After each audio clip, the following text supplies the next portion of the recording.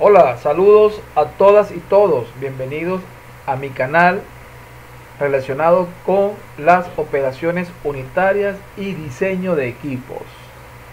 Hoy daremos inicios al tema de evaporación, efecto simple, donde abordaremos la resolución de un problema.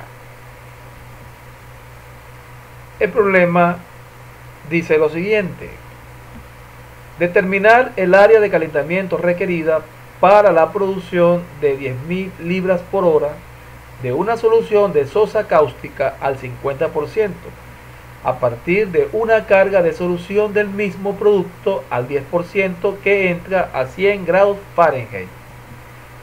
La evaporación se lleva a cabo en un evaporador normal de cuerpo sencillo, para el cual se espera un coeficiente global de 500 BTU por hora, pies cuadrados, grados Fahrenheit. El vapor disponible está saturado a 50 psi absoluto y el evaporador puede operarse a 10 psi manométricos del vacío relativo con respecto a una presión barométrica de 14,7 psi absoluta. El diagrama de flujo relacionado con este problema es el siguiente. Aquí observamos un evaporador o un diagrama de un evaporador de efecto simple o efecto sencillo, donde está ingresando una corriente líquida constituida por 10% de hidróxido de sodio precalentada a una temperatura de 100 grados Fahrenheit. Paralelo a esta corriente está ingresando un vapor saturado procedente de una caldera que se encuentra a una presión absoluta de 50 psi, y que este a su vez se condensará cediendo su calor latente a la alimentación líquida para que ésta alcance la temperatura de ebullición y se condensará bajo la forma de S1. La presión en el interior de la cámara de evaporación es de 10 psi, una presión de vacío. ¿Ok? A su vez saldrá vapor de agua de este evaporador bajo la forma de B y un líquido concentrado que tendrá una concentración de hidróxido de sodio del 50% y un flujo másico de 10 libras por hora. Es importante señalar que la temperatura de ebullición que alcance la cámara de evaporación será la temperatura con la cual saldrá el líquido concentrado y será la misma temperatura con la cual saldrá el vapor de agua. ¿Okay? Los datos que nos dan son el coeficiente global de transferencia de calor equivalente a 500 BTU por hora pies cuadrados por grado Fahrenheit, y nos piden calcular el área del evaporador.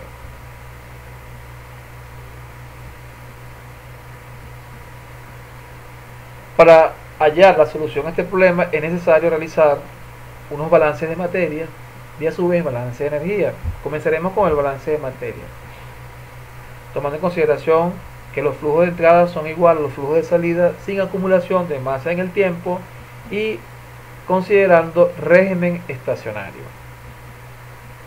Nos quedaría la siguiente ecuación: el flujo de alimentación más el vapor vivo que ingresa al equipo procedente de la caldera es igual al vapor que se condensa en el mismo más el vapor de agua liberado o desprendido de la alimentación más el líquido concentrado, tomando en cuenta que todo el vapor que ingresa al equipo se condensa de tal manera que los flujos másicos de ambos son iguales. Lo eliminamos de ambos miembros de la ecuación, quedando la ecuación como sigue: igual a la alimentación se desprende en vapor de agua más líquido concentrado.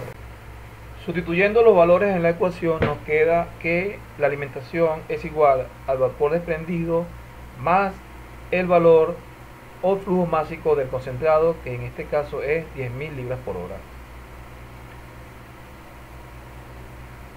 Realizando un balance en componente sólido, en este caso hidróxido de sodio, nos quedaría la ecuación como sigue. La alimentación multiplicada por su fracción de sólido es igual al vapor por su fracción de sólido más la corriente concentrada por su fracción de sólido, tomando en consideración de que vapor no debe arrastrar sólido, por lo tanto la ecuación nos quedaría como sigue. La alimentación multiplicada por su fracción de sólido es igual a la corriente líquida concentrada por su fracción de sólido. Despejando a la alimentación, nos queda que es igual a la corriente líquida concentrada por su fracción de sólido dividido entre la fracción de sólido que posee la alimentación. Cuando hablamos de la fracción de sólido nos estamos refiriendo a la composición o el porcentaje o fracción de hidróxido de sodio que está presente en cada una de las corrientes. Sustituyendo los valores previamente conocidos, el flujo másico de alimentación dará como resultado 50.000 libras por hora.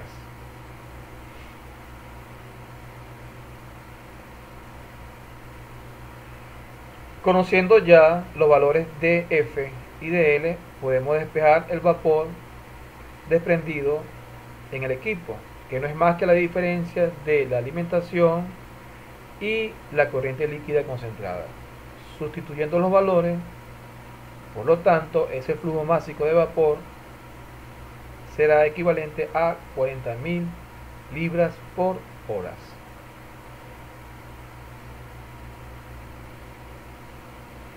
Haciendo los respectivos balances de energías, partiendo del balance de corriente explicado con anterioridad, la ecuación nos quedaría de la siguiente manera.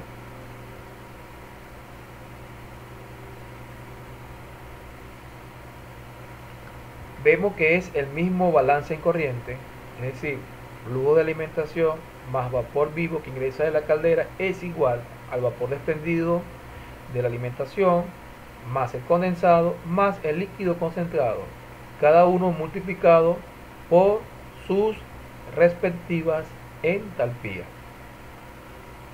Sabiendo que el vapor que procede de la caldera y que ingresa al equipo se condensa en el mismo, por lo tanto estos flujos son iguales, lo eliminamos, en este sentido no lo eliminamos, sino que sustituimos donde aparezca S por el valor de S sub 0. Agrupamos términos semejantes, los pasamos al primer miembro, restando, sacando factor común, nos queda la ecuación de la siguiente forma. Vemos que este flujo másico de vapor multiplicaría a esta diferencia de entalpía, que no es más que el calor latente de vaporización.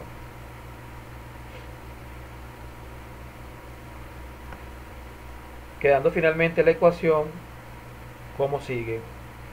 Alimentación multiplicada por su entalpía más el flujo másico de vapor por su calor latente es igual al flujo másico de vapor de agua desprendido de la alimentación por su entalpía más el líquido concentrado por su entalpía.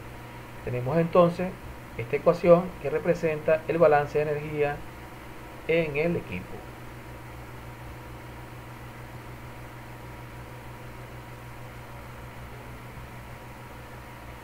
Tomando en cuenta la presión absoluta en la cámara de evaporación, es importante señalar que para transformar presión manométrica a presión absoluta es indispensable, como estamos en una presión de vacío, es necesario restar de la presión atmosférica la presión manométrica que nos da el enunciado. Nosotros partimos de una presión de vacío de 10 psi. Para llevar la presión absoluta, restamos de la presión atmosférica, que en este caso es el que indica el barómetro, igual a 14,7 psi. Esto nos dará como resultado una presión absoluta equivalente a 4,7 psi. A esta presión ubicamos en la tabla de vapor la temperatura de saturación del vapor de agua que se desprende de la cámara de evaporación. ¿Ok? que será la misma temperatura de ebullición con la cual hierve el líquido concentrado en la cámara de evaporación.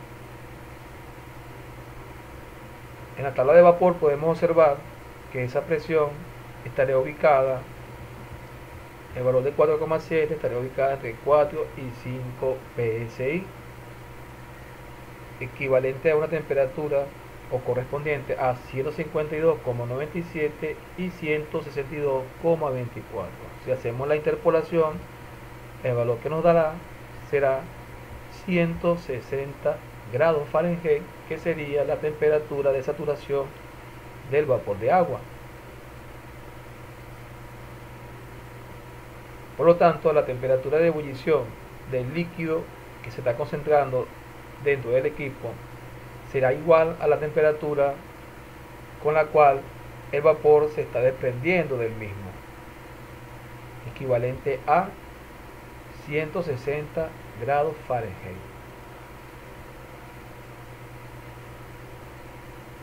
Considerando la elevación del punto de ebullición de la temperatura anterior o de la temperatura de ebullición del líquido que se está concentrando en el interior del equipo, así como el vapor que se está desprendiendo, para considerar la elevación del punto de ebullición debemos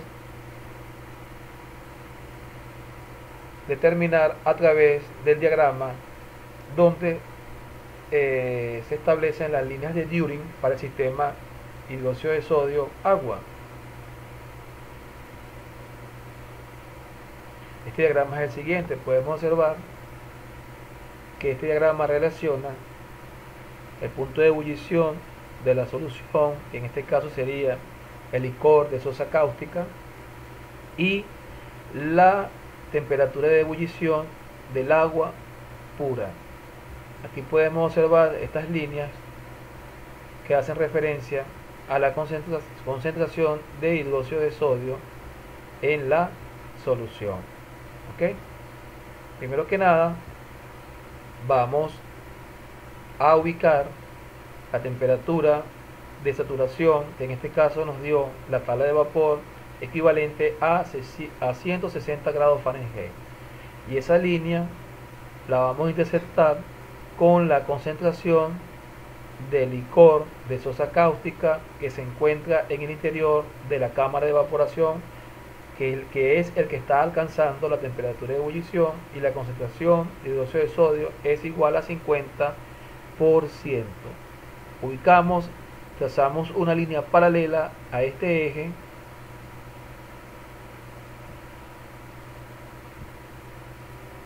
y interceptamos la línea vertical donde leemos una temperatura igual a 233 grados Fahrenheit. Esa sería la temperatura de ebullición con la cual el licor de sosa cáustica alcanzaría el punto de ebullición en la cámara de evaporación. Por lo tanto, la elevación del punto de ebullición sería la diferencia de temperatura que alcanzaría el licor de sosa cáustica menos la temperatura de saturación del agua pura ubicada en la tabla de vapor, y esto es equivalente a 73 grados Fahrenheit.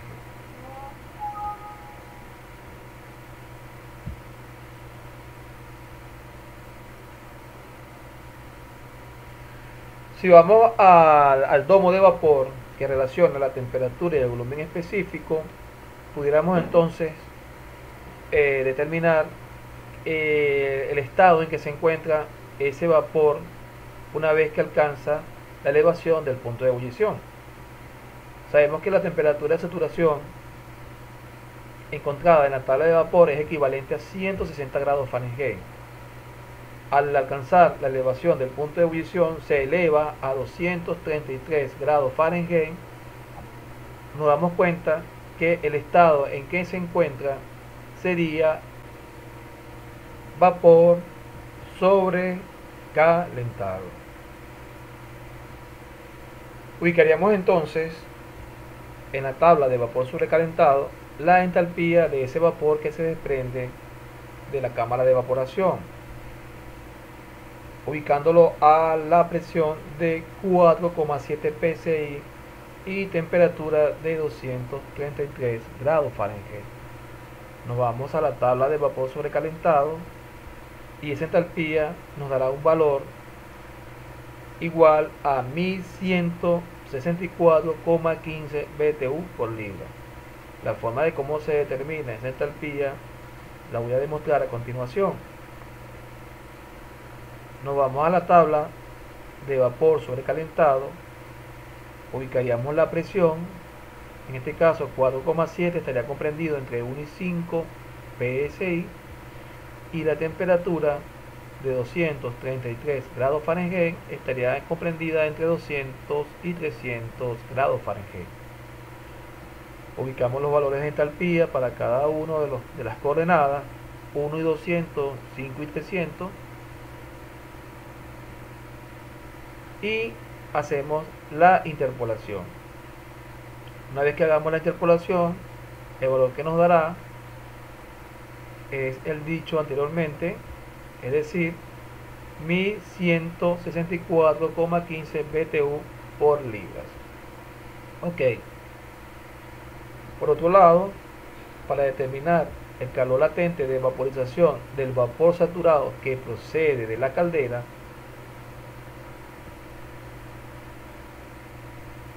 nos vamos a la presión absoluta de ese vapor, que es equivalente a 50 psi según el enunciado del problema,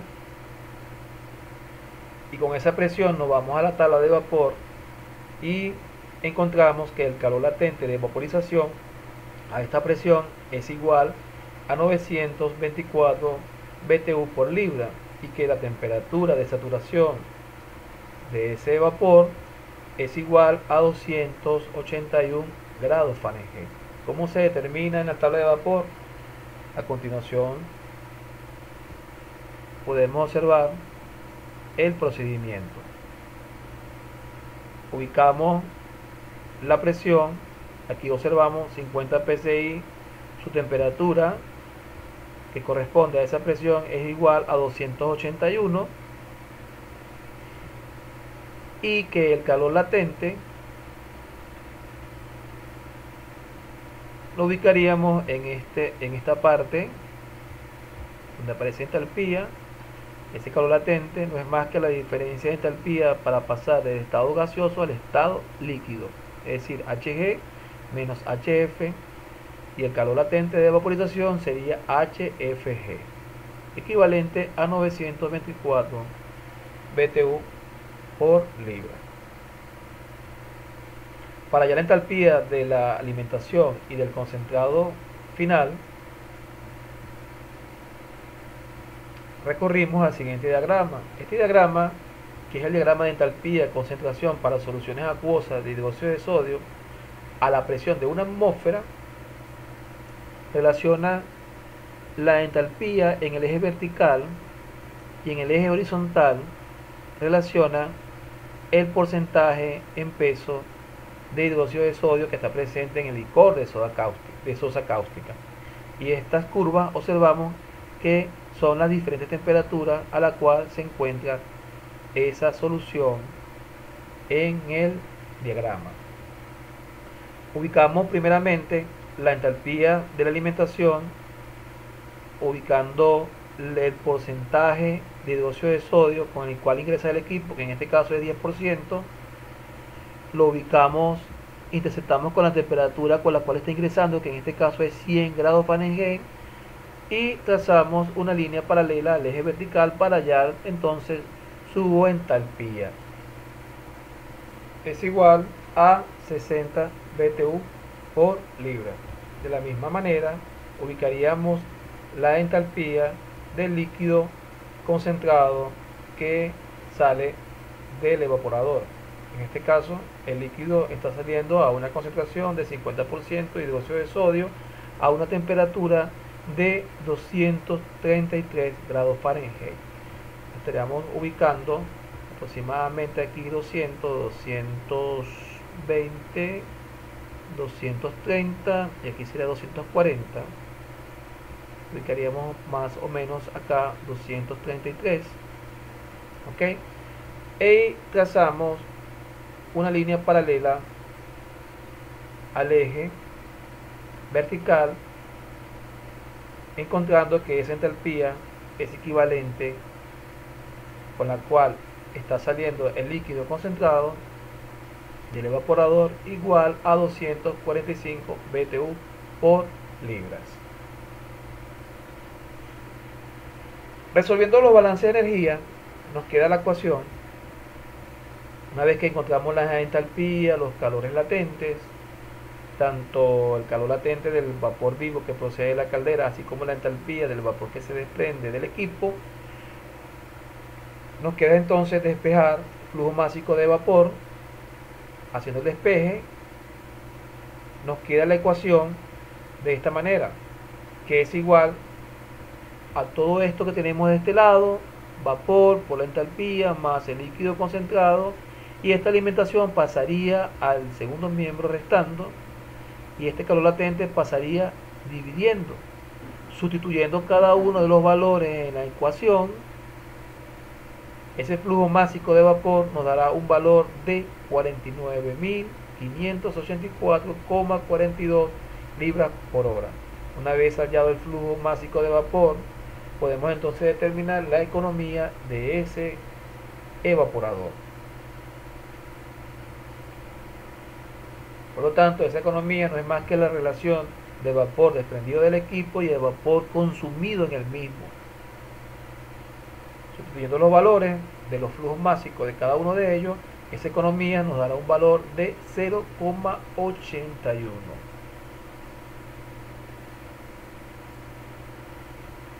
Para calcular el área de transferencia de calor, partimos de esta ecuación que relaciona el calor con el coeficiente global, el área y las diferencias de temperatura, sabiendo de igual manera que el calor o el flujo de calor no es más que el flujo másico del vapor que procede de la caldera por su calor latente. Sustituimos acá en calor, la ecuación nos quedaría de la siguiente manera, y despejando el área de transferencia de calor sería el flujo másico de vapor por su calor latente dividido entre el coeficiente global por la diferencia de temperatura. Estos valores previamente conocidos los sustituimos. Esta diferencia de temperatura sería la temperatura con la cual está ingresando el vapor y la temperatura de ebullición que está ocurriendo dentro de la cámara de evaporación, considerando la elevación del punto de ebullición. Sustituyendo los valores, esa área nos dará que es equivalente a 1909 pies cuadrados.